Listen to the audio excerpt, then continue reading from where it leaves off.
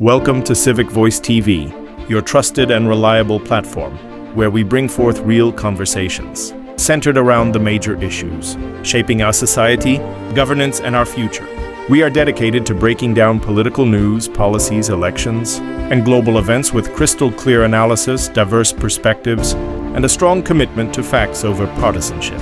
Whether you feel passionately about democracy, social justice, economic policies, governance, accountability, or fostering citizen empowerment, our platform is the ideal space where your voice truly matters.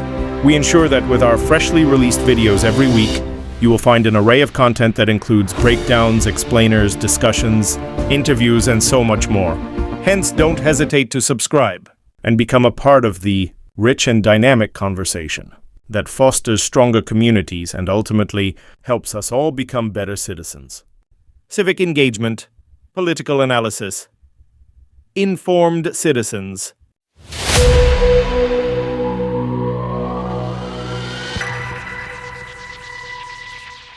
News Magazine.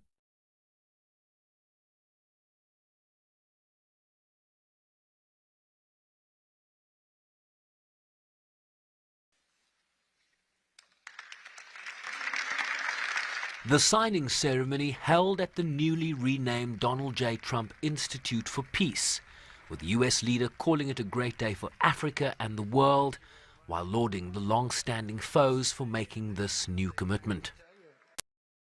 Signing today, which will be known as the Washington Accords, everybody sort of liked that name, formalizes the terms agreed to in June, including a permanent ceasefire, the disarmament of non-state forces, provisions for refugees to return to their homes, and justice and accountability for those who have committed illegal atrocities.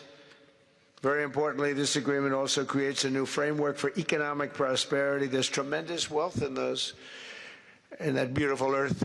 It's beautiful earth, but it was stained badly with blood, tremendous amounts of blood. But in the region that will support a lasting peace, and the Democratic Republic of the Congo and Rwanda have agreed to more closely integrate their economies with each other rather than fighting. Fact sheet provided by the DRC, the agreement requires the withdrawal of all Rwandan forces from DRC territory. The threat posed by the FDLR to Rwanda would be dealt with separately, with the DRC committed to neutralizing the FDLR under the concept of operations.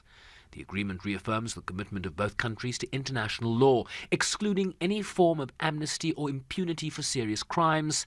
The fact sheet confirms that there are economic benefits for the DRC by pursuing an agreement with the US and with regional partners, and refers to the DRC's $24 trillion of untapped mineral reserves.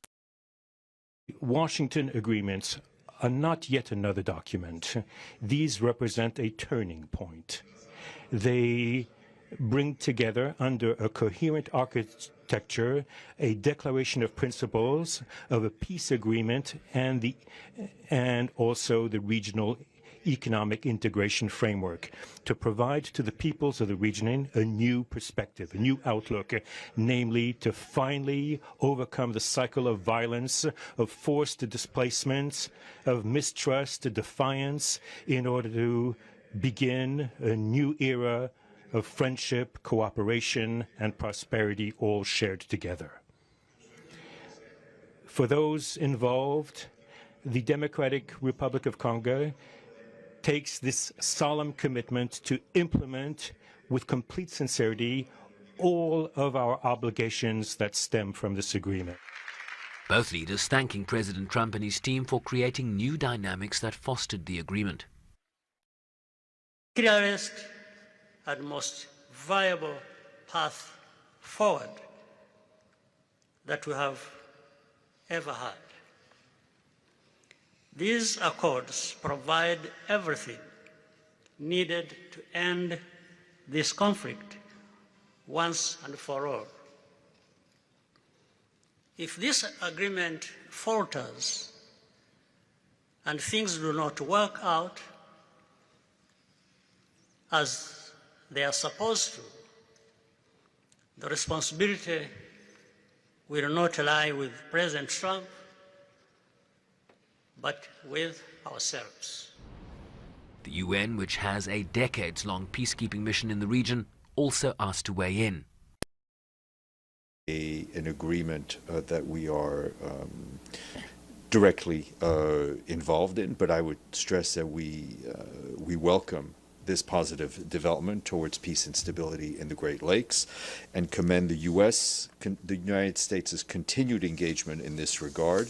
And I think we're also encouraged by the presence of a number of African leaders in Washington today, beyond the presence of the DRC and Rwanda, notably the African Union, its appointed mediator, President Gnassingbé of Togo, as well as the state of Qatar, to ensure that coordination and complementarity among all of the peace efforts.